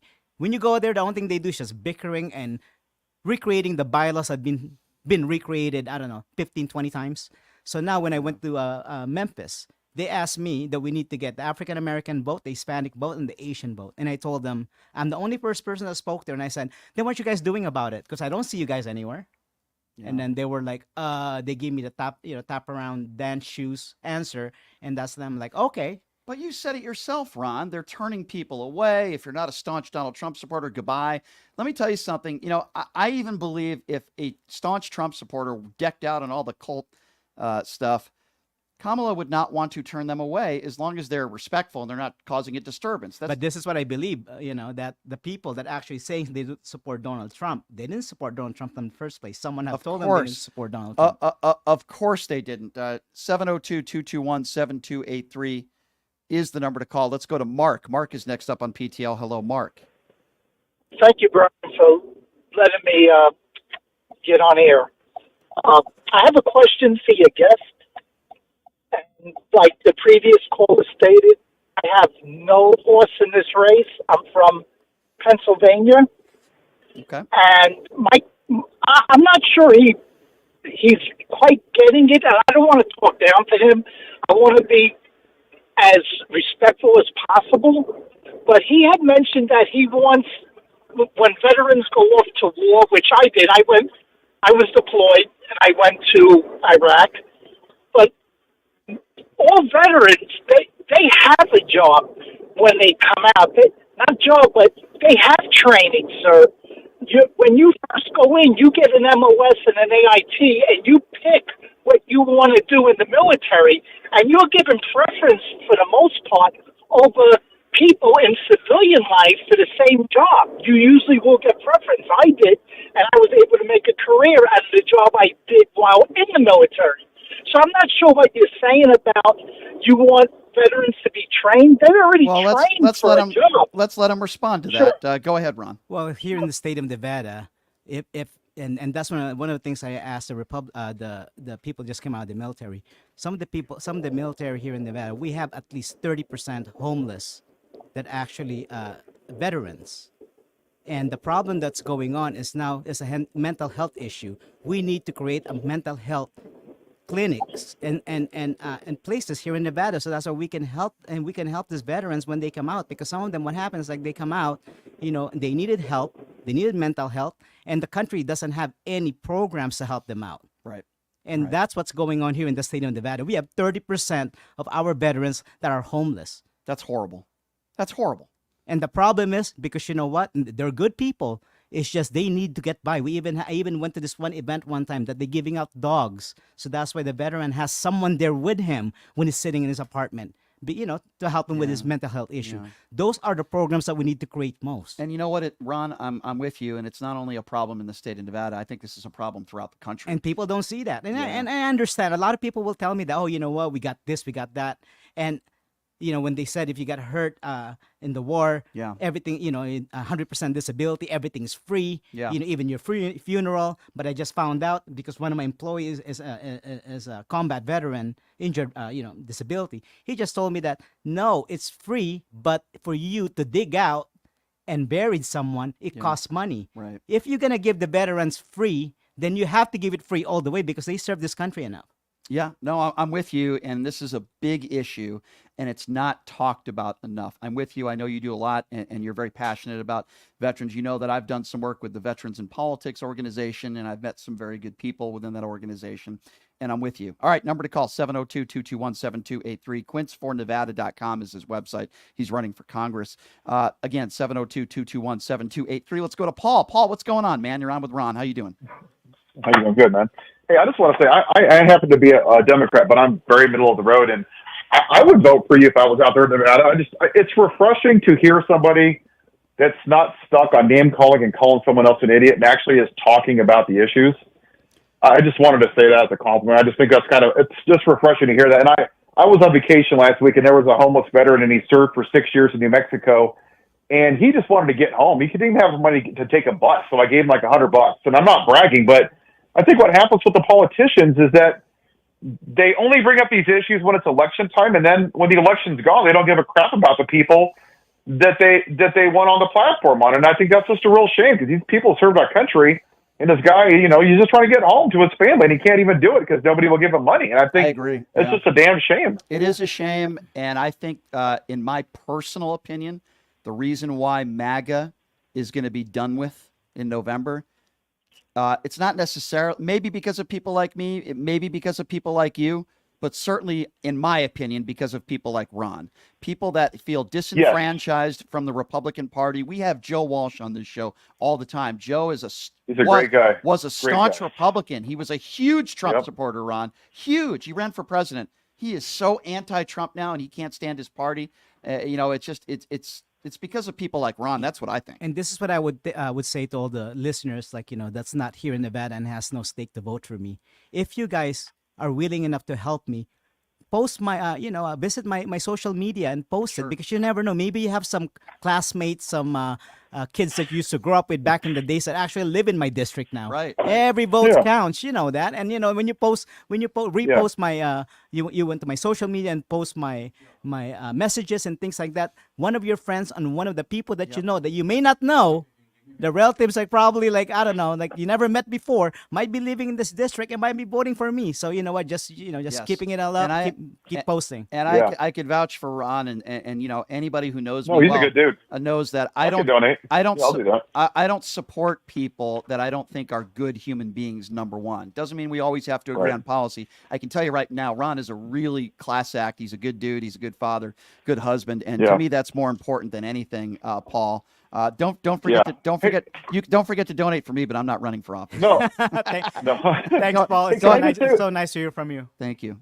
Hey, Brian, let me just say one thing about that bumbling donkey today on stage. What a total train wreck that jackhat is. Yeah. He said that Kamala became black. What the hell kind of comment is that? So this is how bad it is, Paul. I'm going to repeat this again. Holy God almighty. I know. In the last 30 minutes, the Trump campaign has reached out to me. So you know they're desperate. Oh. They have just confirmed RNC Strategic Communications Director Tommy Pigott will be joining us on the show tomorrow. That's how much they're spinning right now. So I can tell you right now, I know yesterday the interview, some people were a little upset at me for not giving it to... I got to tell you right now, I'm not going to be so nice because they're trying to do cleanup with the statements he made on that stage. I'm not going to have it, my friend. So, Paul, you're going to want to tune in tomorrow. Thanks for the call, my friend. It was terrible. Vile, Brian, what he said to that first reporter. He treated her like absolute dirt. That was shameful. Well, that's what he does with black reporters, and quite frankly, that's what he does with anybody that disagrees with him, especially if you're a minority. 702. Thank you, Paul. 702-221-7283. Let's go to Vivian. Vivian is next up on PTL. Hi, Vivian. You're on with Ron. Go right ahead. Hi, Brian. Hi, Brian and Ron. How you doing today? Good, Vivian. I guess what I want to say is that the Republican Party as it is today is not really a Republican Party. Their values are not the same. Their platform is not the same. So I feel sad for anybody who's a part of the Republican Party, because when it came time to take up for what you believe in, everybody abandoned the party. Now they're independent. They don't want to have nothing to do with it. And it's more of you guys than it is of them. If anything, you should have kicked them to the curb.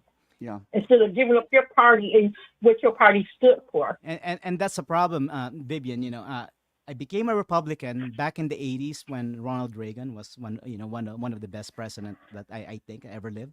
And when he was saying all those comments and stuff like that wanted you to be a Republican, but suddenly it did change. We have new Republican leaders now that they just coming along the way and they just say whatever they want, and they promoting hate, which is How could you hate on people in this country? This country is built for us to be all together, not to separate each other. And I just don't understand that. And that's what made me leave the Republican Party, because I just can't take the bickering, the blue versus white, blue versus red strategy. So I decided, you know what? Actually, I think it is blue versus white. I think you're. It's supposed to be red. I think it is blue versus white. Hey, You Brian, know, I still need to have that 10% white votes. Okay, so understood. But hey, what do you, Vivian? Now that we have you on with Ron, white men for Kamala. They raised like $4 million the other day on social media. There are a lot of white people that are coming out for it, which I think is great for Harris. And boy, she seems like she has support across the board, huh? Yes, I think so too. I think that, because I was one of the people who was really upset about Joe leaving, but it was for the best. And for what Kamala is saying and what Kamala is doing, I feel like there's hope that something is going to change all around the board in reference to everything. And as soon as she beats Biden, hopefully the MAGAs, like Ron said, the MAGAs will go away and we'll never hear from them again. I think, thank you, Vivian. Very well said. And I think that Donald Trump's comments today in Chicago, which is going to be talked about for days, is the icing on the cake for Democrats. He is attacking minorities. J.D. Vance attacking women. What a freak show. Yes, they're weird. 702-221-7283. Let's go to Ray. Ray is next on, calling into the show. Ray, thanks for calling in. You're on with Ron Quince. What's going on, man? Hey, Brian, not much. Give him hell tomorrow. I'll try to. I will try. I'll do my best. Yeah, my question is a policy question for Ron. I'm glad he's talking policy. I worked with veterans policy in the past, and one hang-up that I noticed is like with small business, like loans or small business grants and access to them, and how there's a reluctancy between lending institutions and having some sort of social program that gives veterans kind of a kickstart to go off on their own. Many veterans are independent, can work alone, can do great things. It's that access to capital where you see folks coming from, socioeconomic places that aren't as favorable as other folks that get a head start in business. And just wondering if he'd progress with that. And I'd also like to hear what you guys think about Tim Walz. He's stirring up a lot of hype around here. I know they're going to announce in Pennsylvania. It might be Shapiro, but Walz is from a small town, can relate to white voters, and throws punches. So I'll stand by to hear what you have to say. I'll go ahead and answer that first question, and then I'll you know what? As far as the veterans, I agree with you with that. We need. As veterans, as politicians, we need to come up those grants. There's so many grants that's giving out every single year.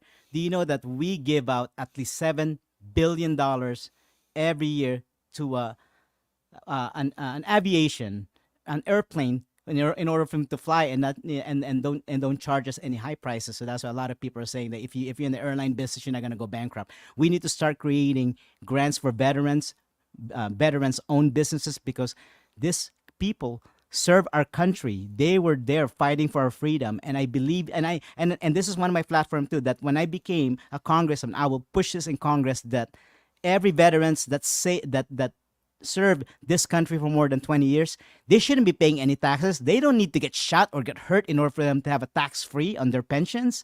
That's just absurd. So that's one of the platforms that I'm going to push on. Help the veterans, small business owners, veterans, and of course help the retired veterans to get all the benefits that they can, because they serve this country enough. Amen. And that's another reason why I support Ron. I know he cares so much about these issues, and it's so important, our brave men and women in uniform. Ray, great question. Thank you for the call. 702-221-7283. Why don't we try to sneak one more phone call in before we go to break? I think we're going to JT. JT is next up on PTL. Hi, JT. Thanks for calling in. Hey. Thank you. Sure. Hey, Ron, I had a question for you. A big issue in Nevada is the history of its school performance. We have been, as you well know because you have children, one of the worst states in the country in terms of efficiency of our, education. Do you support school choice? And if you don't, why? You know what? When I was a Republican, that's what they were pushing, school choice. I don't support school choice now. I support the teachers now. I think what we need to do as your representative first, instead of giving the federal money, the state of Nevada only gets 18% rather than 40%.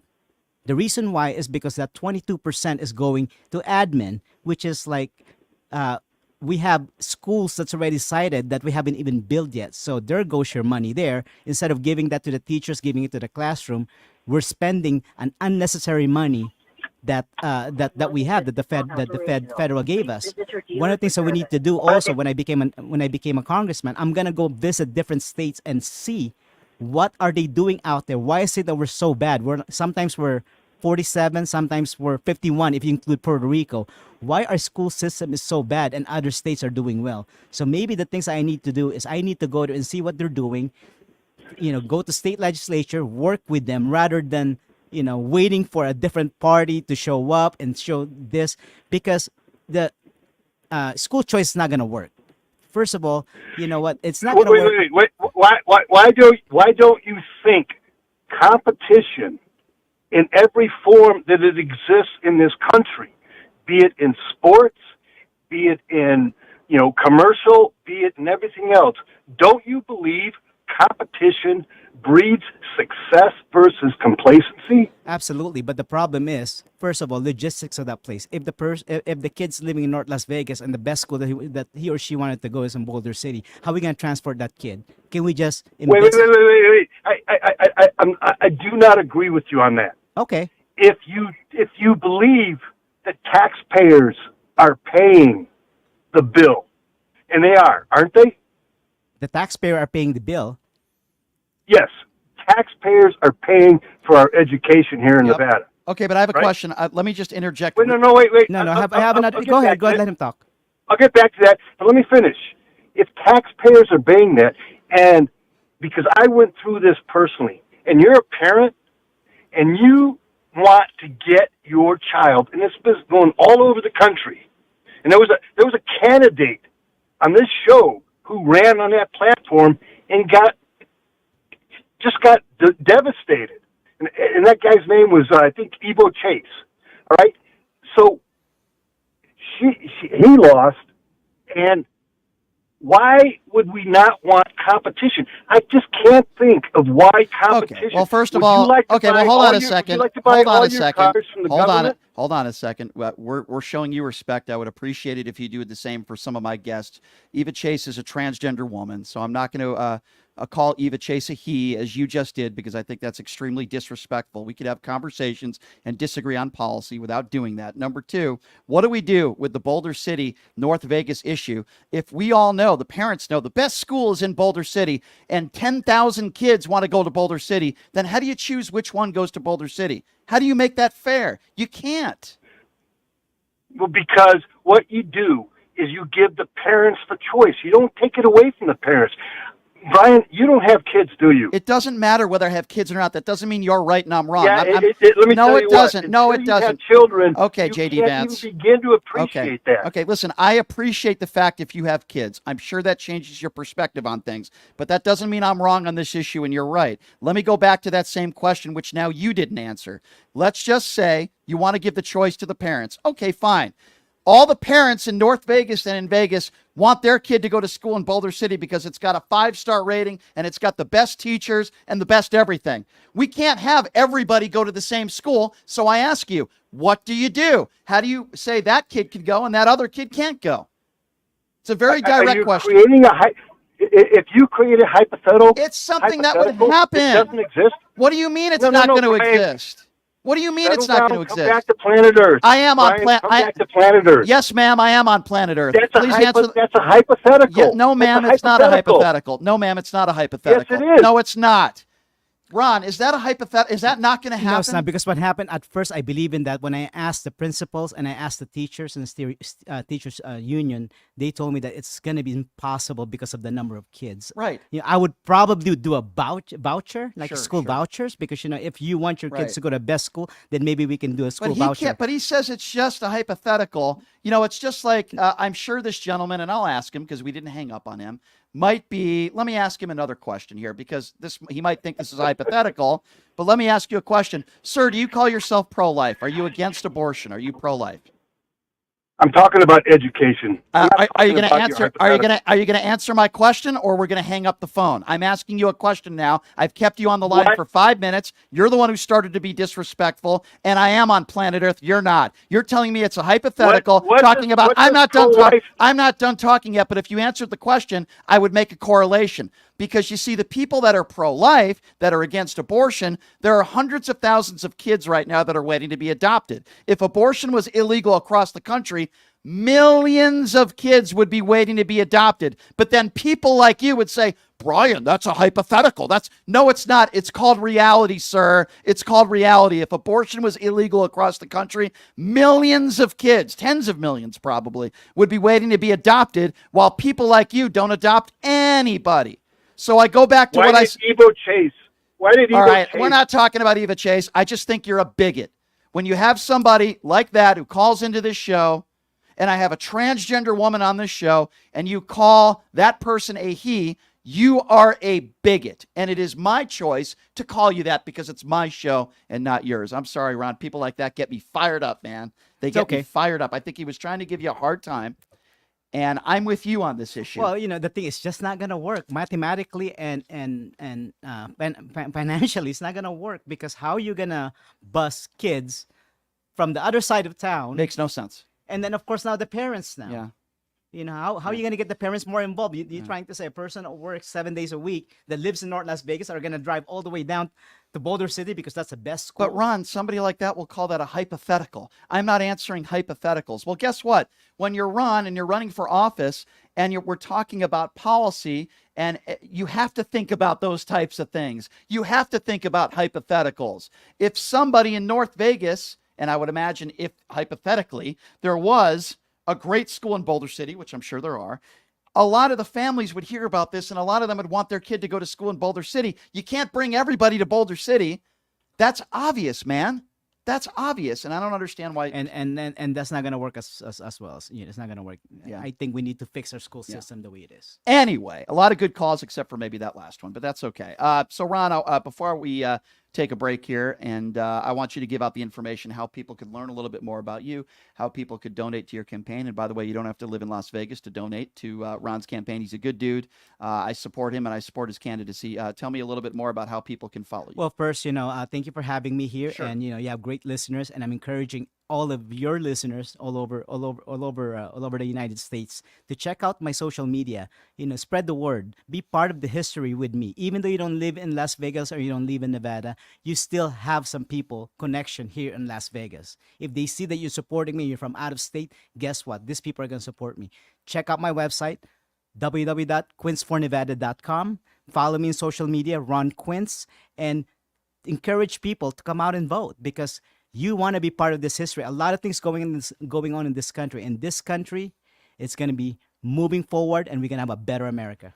Ron, thank you for answering all the questions. Some of them not easy ones, and I appreciate you answering all of those, Ron, and I know we'll have you back in studio very, very soon. Again, Ron Quince for the next congressman out of the great state of Nevada. We'll take a quick break, and we'll come back. In my final segment, I'm going to tell you right now why I think today might be the end of Donald Trump's campaign. I think this is the end of him even winning in November. I really do. And I'm going to tell you why coming up next. We'll take a quick break. We'll be back right after this. It's Pushing the Limits right here on KSHP. Hey, everybody. Are you struggling to find a pizza place that reminds you of Brooklyn? That true blue New York style pie? Well, worry no more. Stallone's Italian Eatery Pizza is a knockout. We're located at 467 East Silverado Ranch Boulevard, just off of Preview Road, half a mile east of South Point Casino, just minutes from the Las Vegas Strip. Come by and grab a slice of pie. Plus, check out our Brooklyn-inspired Italian cuisine. Our sandwiches are super. Hero, that is. Because why be a sub when you can be a hero? Stallone's Italian Eatery is here to serve you phenomenal food, Vegas. Forget about it.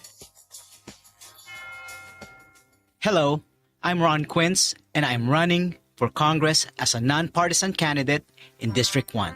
I'm dedicated to serving our entire community. In this challenging time, it's more important than ever to have leaders who focus on unity and progress. I believe in putting people over politics and finding practical solutions that benefit us all.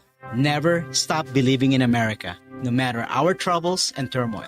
We can and we will do better. We must be brave. Stop voting for those politicians who care about their career and gaining power but don't improve our lives. I believe in America and I believe in you. You need a candidate who believes in policy over party because you deserve better. In Nevada, every voice matters. I humbly ask for your vote this coming election, November 5th. To learn how we can create a better America, please visit quincefornevada.com. Paid for by Ron Quince for Congress. Who would have thought there'd be so many kids playing ice hockey in the desert? Jake Helps Hockey Foundation and the Las Vegas Ice Warriors, founded by Gina Yousafzai 8 years ago, made it possible for families who can't afford the equipment and food. Donate today at www.hockeyforkids.org and help us continue making a difference. Join us in supporting Jake Helps Hockey Foundation and the Las Vegas Ice Warriors, where every kid gets a shot at the starting line. Just a reminder, our website is www.hockeyforkids.org. Tired of the same old date night? Craving a deeper connection with your partner? O-Box is your escape into a world of romance and passion. Each month, discover a box filled with personalized surprises, exciting activities, and a love story written just for the two of you. Ignite desire, share laughter, and make memories that last a lifetime. Your O-Box journey culminates into a beautiful love novel. Ready to write the first thrilling chapter? Let the O-Box adventure begin. Visit our website, obox.com. That's OBOXXX.com and get started.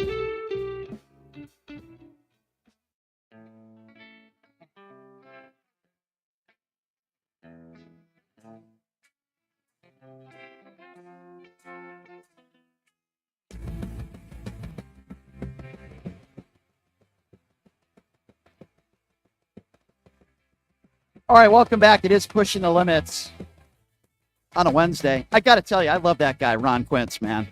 He's the best. I hope he wins. The guy's awesome. So I wanted to mention this because I think this is really important. We are owned by ourselves. Yes, that's right. We're not getting paid by a company. We are our own entity here. So it's kind of like public radio for us, at least the show. It's expensive to run a radio show, so we rely on people like you. We are privately owned. So, with that said, how can you get involved? How can you help? Well, if you like the show, if you like what I do here, here's what you can do to help us to keep this thing going. Check out the website, which is pushingthelimits.live. Again, we're one of the fastest growing shows in the country. Pushingthelimits.live. We have about 100,000 listeners a day, and it continues to grow. So when you go to pushingthelimits.live, you can sign up for the free newsletter. We have some content up there, but you can check out the merchandise page where it says shop. And you can buy shirts, hats, all sorts of different things. If you don't want to buy any merchandise, you can also donate. There's a donate button there. It doesn't matter whether it's $5 a month or $10 a month or whatever you can afford. We greatly appreciate it. So please check it out, pushingthelimits.live.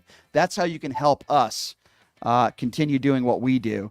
If you enjoy the show, which I know some of you do, and I appreciate all of you very, very much. And, of course, Jackson's Bar and Grill, another great sponsor of the show, located at Flamingo and Jones. Great promotion this month, or I should say starting tomorrow, next month. I can't believe it's August already. Can you believe that? If you're actively playing on a slot machine and your card is in the machine, if anybody in the bar, anybody, wins a taxable jackpot, you're going to get $20 in free slot play within 24 hours. How cool is that? Jackson's Bar and Grill, located at Flamingo and Jones. Check them out. So I got to tell you, folks, I'm looking forward to watching how the networks cover Donald Trump's appearance in Chicago today at the National Association of Black Journalists. If you didn't see some of his comments, we played a few on the air today.